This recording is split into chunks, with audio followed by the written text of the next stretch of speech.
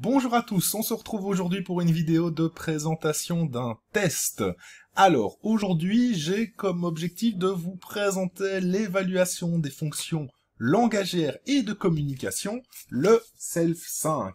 Donc SELF5, sorti aux ECPA Pearson, et qui a pour objectif, comme son nom le dit bien, d'évaluer tout ce qui est fonction langagière de communication chez l'enfant et l'adolescent de 5 à 18 ans. Alors, pourquoi je vous en parle? Parce que, pour moi, le langage reste une fonction cognitive, et donc en tant que neuropsychologue, si nous avons des hypothèses et des questions autour du langage, il peut quand même être intéressant de pouvoir aller investiguer ce qu'il en est dans cette sphère particulière. Évidemment, nous ne sommes pas là pour remplacer, prendre la place de n'importe quel autre professionnel, notamment orthophoniste, logopède, qui pourrait évaluer ces fonctions cognitives de manière beaucoup plus fine que ce qu'on peut en faire, mais globalement avoir quand même une représentation et un regard sur le langage d'un point de vue neuropsy reste intéressant. Alors, cette échelle, elle est vraiment constituée de plusieurs outils, et c'est ça qui est extrêmement intéressant aussi. C'est que nous allons retrouver des échelles d'observation de la communication qui vont être transmises aux parents, aux enseignants, éducateurs éventuellement proches de l'enfant, de l'adolescent, qui vont pouvoir être capables d'analyser en fait les capacités de communication du patient dans les situations de la vie quotidienne. Donc on va avoir un regard précis de comment cela se passe dans la vie de tous les jours. En plus de cela, nous allons retrouver deux questionnaires d'observation des compétences de communication et principalement de la pragmatique. Donc, dans situation conversationnelle directement avec le patient, nous allons pouvoir observer et analyser cette question avec le patient.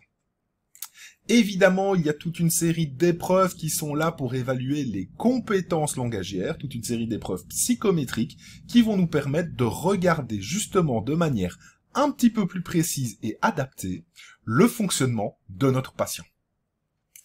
Alors, pourquoi j'ai tenu à en parler de cette échelle en particulier, d'un point de vue d'un neuropsychologue? C'est parce que pour moi, comme je vous l'ai dit, le langage reste une fonction cognitive. Et en plus, cette batterie de tests va nous permettre d'observer en fait les autres fonctions cognitives au travers du média langage.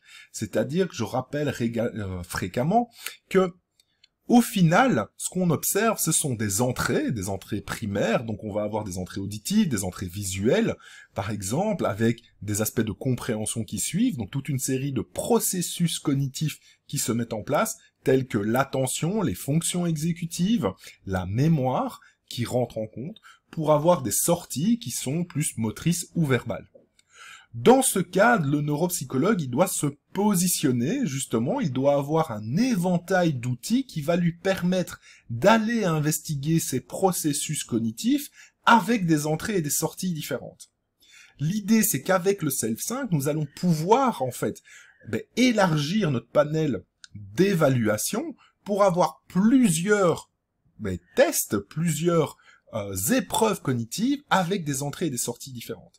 Ici, principalement avec des entrées justement auditives, des sorties orales, de production orale, et toute une série de processus qui se met en place. Globalement, vous allez retrouver des épreuves qu'on connaît bien en neuropsychologie, l'identification de concepts, la répétition de phrases, ou encore des associations sémantiques, des élaborations de phrases, qui vont nous permettre aussi de réfléchir justement sur les aspects exécutifs et de construction de la pensée. Donc évidemment, la mémoire de travail, les fonctions exécutives, l'attention sont mobilisées lors de ces épreuves, et donc nous permettent d'avoir un regard sur ce point. Bien sûr, notre compétence, si elle n'est pas spécialisée dans le cadre du langage, évidemment va limiter les interprétations qu'on va en faire. Donc, une importance capitale dans l'utilisation de ce test, c'est de bien se mettre d'accord éventuellement avec l'orthophoniste pour savoir qui fait passer quelles épreuves, quels tests, dans quel objectif. C'est absolument indispensable de bien travailler en équipe pour se positionner et pas commencer à justement faire passer les mêmes épreuves que l'autre, d'être justement dans des répétitions de tâches et ainsi de suite. Ce n'est pas du tout notre objectif ici, mais bien éventuellement de se dire, ben, cette épreuve-là, moi, en fait, elle va me permettre de réfléchir sur mon hypothèse, par exemple de déficit de mémoire de travail, j'aimerais utiliser la répétition de phrases, donc attention, j'aurais utilisé ce point-là. D'accord ? Alors, l'avantage aussi pour les neuropsychologues, alors encore une fois, je parle spécifiquement de mon métier, mais c'est que le format, en fait, de le Self-5 ne va pas vous dépayser. Loin de là, c'est un format qui ressemble très fort aux épreuves du quotient intellectuel avec des essais, des règles de départ, des règles d'arrêt, des retours éventuels. Donc, on va être à l'aise dans ce type d'évaluation. Alors, très intéressant par contre, c'est que, comme je vous l'ai dit, on a une évaluation de la pragmatique qui est relativement rare. On va avoir les situations conversationnelles en direct pour voir quelle est la capacité d'adaptation de notre patient, d'adaptation avec son langage aux situations de la vie quotidienne sociale.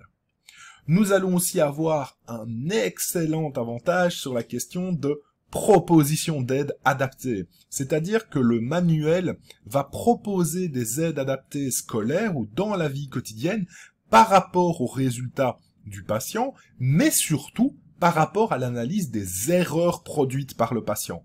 Car, je le rappelle encore une fois, le chiffre ne fait pas tout, l'analyse clinique et en plus dans le langage, notamment le type d'erreur qui est justement produit est absolument nécessaire pour mieux comprendre le fonctionnement de notre patient et de pouvoir l'accompagner au quotidien. Donc cette importance clinique, elle est tout aussi importante dans le Self-5 que dans toutes les autres batteries.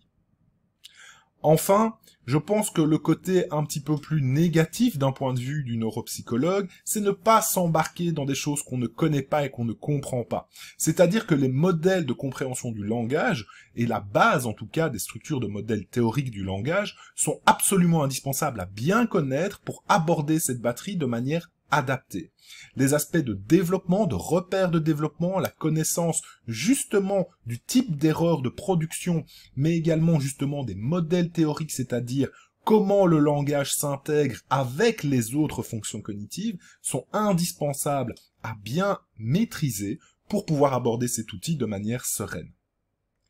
Donc personnellement, si vous avez un intérêt pour le langage, si vous travaillez justement en collaboration avec des orthophonistes, je pense que cet outil est vraiment une mine d'or pour justement mieux comprendre les capacités langagières de nos patients, d'avoir des normes et des données qui sont récentes, construites, avec un éventail justement de nouvelles épreuves qui vont nous permettre d'étayer d'autant plus nos évaluations.